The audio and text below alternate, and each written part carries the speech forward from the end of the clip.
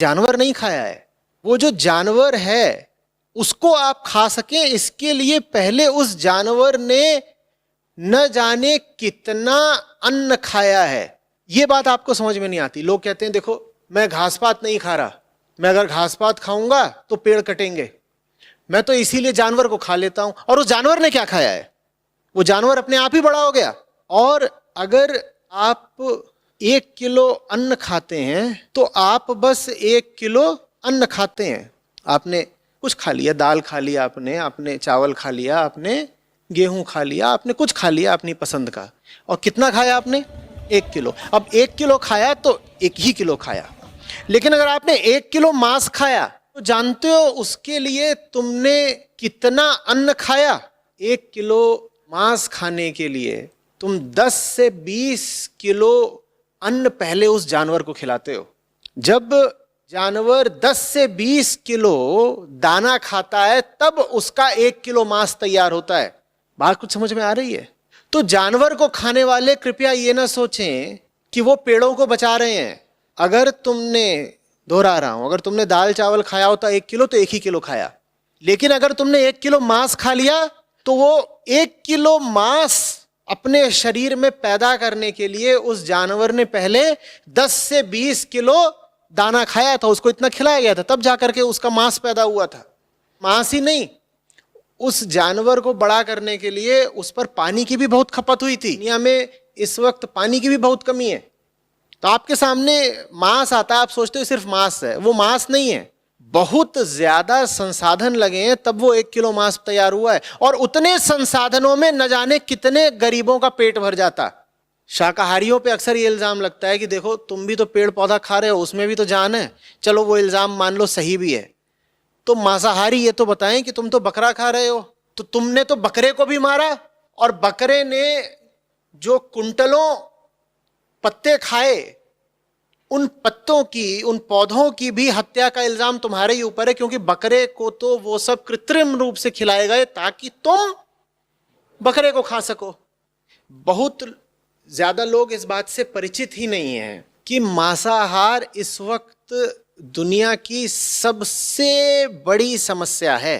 कि इस पृथ्वी को तमाम तरीकों से जो समस्याएं लीले ले रही हैं उनका मूल कारण मांसाहार है। हम कहते हैं ना कि अरे अरे अरे जंगल से उड़ते जा रहे हैं। अक्सर इस तरह की बातें तुमने सुनी होंगी कि प्रतिदिन न जाने कितने फुटबॉल मैदानों के बराबर, कितने फुटबॉल, 40 फुटबॉल मैदानों के बराबर जंगल काट दिए जाते हैं। उनमें से अधिकांशतः तो ब्राजील में जो अमेजन के जंगल हैं वही काटे जा रहे हैं। तुमने कभी सोचा है कि इतने जंगल काटने क्यों पड़ रहे हैं? कभी विचार किया है? ब्राजील का ही उदाहरण ले लो, बताओ क्यों काटने पड़ रहे हैं? वो जंगल इसलिए काटने पड़ रहे हैं ताकि उन जंगलों को काटकर उस जगह पर खेती की जा सके।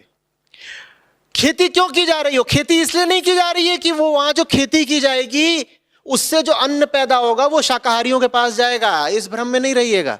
वहां खेती की जाएगी इसलिए ताकि वहां से जो अन्न दाना निकले वो गायों भैंसों को खिलाया जाए और फिर उनको आप काट करके उनका मांस खा सके। वहां एनिमल फार्म चलते हैं। ब्राजील मांस का बहुत बड़ा निर्यातक है, एक्सपोर्टर। तो जंगल इसलिए काटे जा रहे हैं ताकि मांसाहारियों को मांस मिलता रहे। मांसाहारियों के सर पर इल्जाम है, पाप है दुनिया भर के जंगल कटवाने का। आप एक तरफ तो चिकन चबाते हो, मटन चबाते हो, दूसरी ओर आपका नहीं नहीं मुझे दुनिया के जंगल की और पर्यावरण की बड़ी फिक्र है। तो आप पाखंडी हैं, आप हिपोक्रेट हैं, क्योंकि दुनिया के जंगलों के कटने का सबसे बड़ा कारण ही मांसाहार है। ये तो कहिएगा ही नहीं कि मुझे पता नहीं था। दुनिया भर की व्यर्थ बातें आपको पता होती हैं, और पृथ्वी के सामने जो सबसे बड़ी समस्या है वो आपको नहीं पता थी। पता थी नहीं या पता करना चाहते नहीं थे? पता इसलिए नहीं करना चाहते थे क्योंकि जबान के स्वाद पर या धार्मिक आस्थाओं पर चोट लगती है।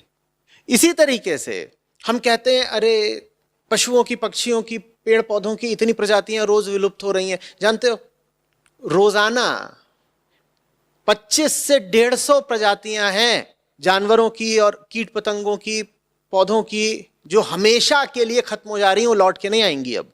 वो क्यों खत्म हो रही हैं? वो इसलिए खत्म हो रही हैं क्योंकि उनके घर हमने काट डाले। जब तुम एक जंगल काटते हो तो तुम पेड़ ही नहीं काटते हो, तुम न जाने कितनी प्रजातियों का हैबिटेट काट देते हो जहां पे वो बसा करती थी, उनका घर था।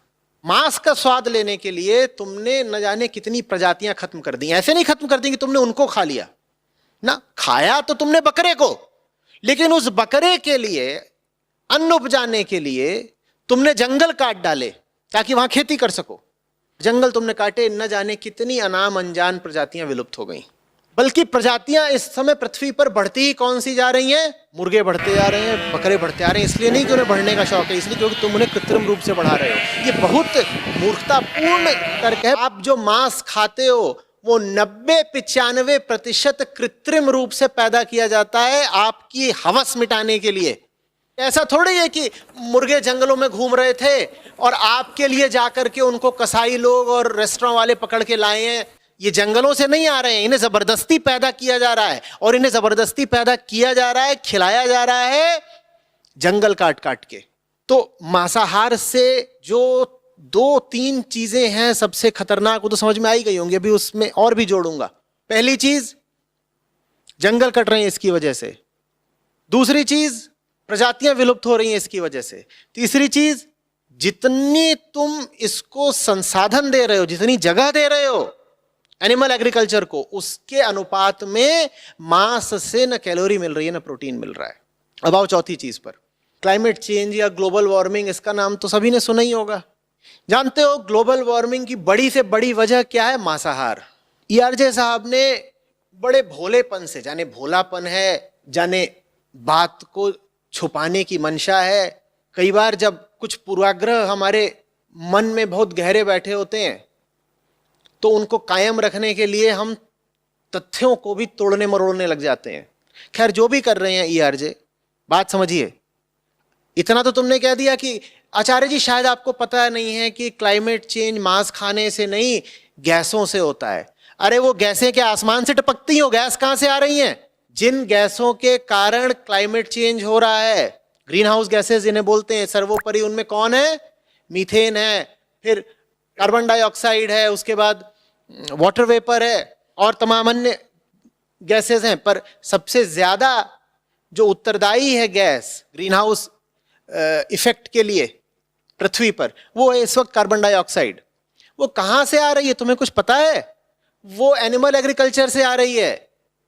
मीथेन पैदा होती है उससे, और कार्बन डाइऑक्साइड। ये जितने तुम जानवर बड़े बड़े पैदा कर रहे हो काट के खाने के लिए, इन्हीं जानवरों के शरीर से मीथेन और कार्बन डाइऑक्साइड उत्सर्जित होते हैं। तो क्लाइमेट चेंज की बड़ी से बड़ी जिम्मेदारी मांस खाने वाले लोगों के ऊपर है।